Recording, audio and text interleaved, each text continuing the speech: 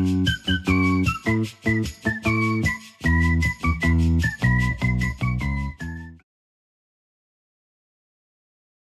up everybody and welcome back to my YouTube channel. For those of you who haven't got a clue who I am, I of course am the FPL Train, where in today's video I'm going to reveal what my team selection is going to be ahead of game week 37. 37, man, there's 2 game weeks left at the end of the season, it's crazy. But at least you can do crazy punts at the end of the season. So I've got one free transfer. I've not made it yet, but I've got a good idea, should I say, on what I'm going to be doing for this game week. But before all of that, let's talk about game week 36 and how my team got on. So 57 points then from game week 36, and I got a green arrow, which is obviously the main thing, so I'm really happy with that. The end of the season is looking a bit better. I mean, it was looking doom and gloom. I was around 1.3 million for most of the season, well, towards the second half of the season. But yeah, 57 points overall, just over the top 700k in the world now. Hopefully I can get under that by the end of the season. I mean, to be honest now, I'm hoping to get in the top 500,000. We'll see how it goes. Obviously, it's all about these transfers you make to now at the end of the season, but I've only got 1. Ideally, I'd have liked 3, but I can only have 1. But anyway, 57 points then. So let's talk about the goalkeepers. So both my goalkeepers actually did quite well. It's just annoying that the one that did better is on the bench. So obviously I had Verbruggen in goal, who for Brighton, who was on the bench. And obviously he got the 4 saves for me. He got an extra point in there as well as a bonus point, so he got 8. But my starting goalkeeper, at least he did perform well. Nick Pope, he also got a save point. He didn't get a bonus point though, so that's why he got 1 less. So 7 points, but both got clean sheets. So at least that worked out-ish.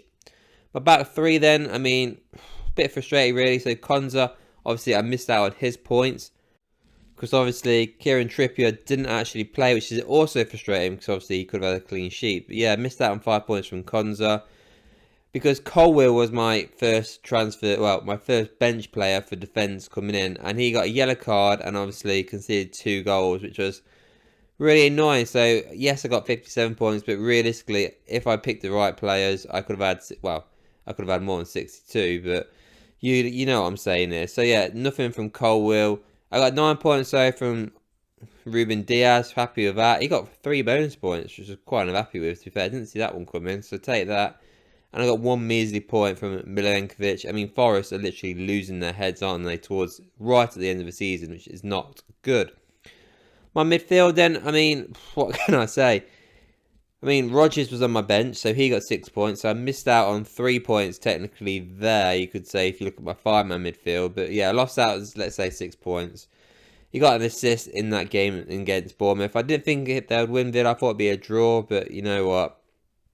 It is frustrating, but you know, can't do anything about it. De Bruyne was the only guy that blanked for me in my midfield, which was disappointing. But I'm kind of lucky because I was contemplating on having him as my captain, because obviously, yes, Southampton away, it's the easiest fixture on the calendar. You would think that Man City was, you know, absolutely batter. I mean, they did batter him in the game, but God knows how they didn't score. But yeah, nothing from De Bruyne was disappointing. Jarrod Bowen again with another return, so he got a goal against United. Definitely take that. So that's now, I've had him for 4 game weeks, and he's, you know, got something each of these games. So he's been a great transfer at the end of the season. Morgan Gibbs White has absolutely smashed it out of the park for me. Got a goal and an assist and 3 bonus points on top of that against Leicester City. So really happy that I've started him for this game week. 13 points there. And then my captain was in Boomu. He had it switch away. I thought this was going to be like a 3-0. It was 1-0. He got an assist at least. So at least I got a return out of him. So I got 12 points from him there. So I'll definitely take that rather than a blank. And I also got a clean sheet bonus point as well. So I'll take that. And then my front 3 were an absolute disaster. Isak got nothing in the Chelsea game. He got 2 points there. You got Mamouche, who didn't even start against Southampton. He played 6 minutes because Haaland is back. So obviously you got an idea of what I might do for my transfers.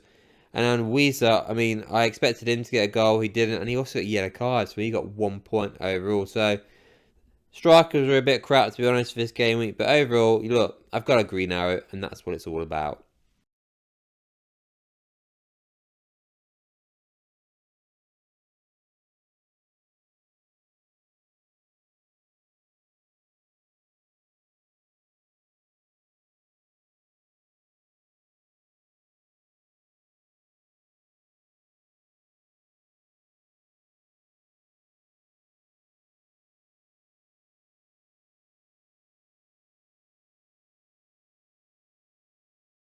Right then, so my team selection for Game Week 37 starts as follows. I'm starting Verbruggen in my goal ahead of Nick Pope.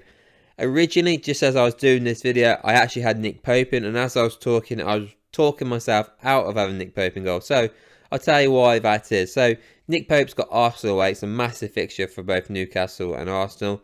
And even then, thinking about it yet again, I could change it again. Both of these are going for top four. Both of them are not guaranteed to get top four. So, it's a massive fixture, and this could end in a 0-0 or it could be in goals galore. So that's what I'm thinking there. And obviously, Verbruggen's playing Liverpool at home, which is key, and Liverpool obviously won the league. So are they on their holidays? Usually, when a team wins the title, they usually rest the rest of the season and not really bothered, and they're more bothered about getting players who haven't got enough appearances to get that medal. So there is that to think about. So at the minute, Verbruggen has come in goal, but I could possibly change that by Friday. My back three, which is going to be, of course, the same back. Well, it's not the same back three, sorry, because obviously Kieran Trippier is out. So Konza is going to start for me in this game week. He's got Spurs at home. Now Spurs have the Europa League final the following Thursday. I know they played the Friday, so they've got enough time to rest. But he might rest some players just purely based on the fact that he doesn't want to risk an injury.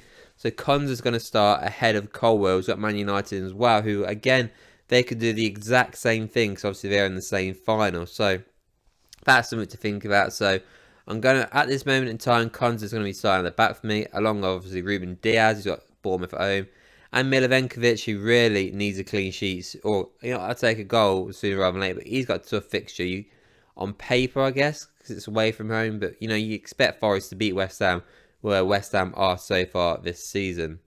Now on to my midfielders. I'm not going to lie, this is definitely the toughest midfield to choose from that I have all season long. So, as you can see, Jarrod Bowen has dropped to the bench at this moment in time.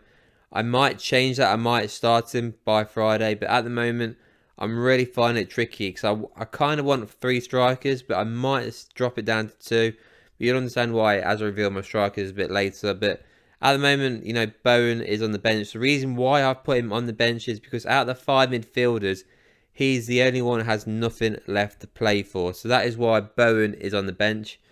So my starting 4 midfielders is going to consist of Mbeumo, who's got Fulham at home. Now, still got a slim chance of getting a Europa Conference spot.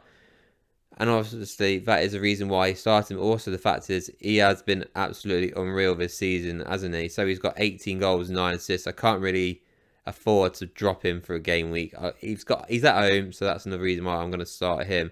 Even though it is a tough fixture against Fulham. Gibbs White's away at West Ham. He's just had a great performance against Leicester, but they need wins, Forest do, if they want to get in the Champions League. So that's why he is starting. De Bruyne is obviously starting. He's at home with Bournemouth. That's a tough fixture. So I do expect him to start, and like with the other teams, they are not guaranteed Champions League football, especially after that 0-0 draw against Southampton. And then Rodgers, Aston Villa are going for Champions League. They've got nothing else to play for. They're out of the FA Cup. They're out of the Champions League. They're playing a Spurs team. They've got Europa League final coming up, so they might drop some players, which means it might make it easier for him to score, get an assist. So that's why I've decided to start Rodgers. If Spurs weren't in this final, I probably would have dropped Rodgers and started Jarrod Bowen. But the fact is, that is not the case, so that is why Rodgers is in my team. So that is why I've gone for that 4-man midfield. And finally then my strikers, and of course let's talk about the big change that I've got here, and I've taken out Marmoush. I mean obviously the transfer is not officially done, but I'm taking him out, and it looks like I'm going to bring in Beto in from Everton. There's 3 reasons why I want to do that, to be fair. So the first up is, obviously Erling Haaland is back, which means Marmoush will not be starting for Man City. And it's not like he was doing that well anyway beforehand. So that's the first reason. The second reason is Beto's got Southampton at home. It's the easiest fixture you can have. Obviously, they just drew 0-0 against Man City. Nobody expected. Man City did batter them in all fairness. And also the fact is, Southampton have now got 12 points now. So that's more points that Derby did. So they might not be too fussed now if they lose these next 2 games, because they're no longer the worst team in the Premier League. And the last one is, of course, this is the last game ever at Goodison Park, which is key. The last game ever, so that Everton have got to give something for their fans. They've got to smash it. It's got to be like a 4-5-0 thing. Get the fans chanting away. So that is why I'm going to go for Beto in my starting lineup. And also alongside him there, I've got Isak, who's got Arsenal away. Tough fixture, you could argue maybe bench him, but I can't bench a guy who's been absolutely unreal this season. The guy's got 23 goals this season, so I'm not going to be benching him. They're third in the league, Arsenal second, so this could go either way. It could be goals galore, it could be a 0-0 up, we don't know. And then finally, I've got Wizard also starting as well. I'm not dropping him, even though he blanked in the last game week. The guy's got 17 goals himself this season.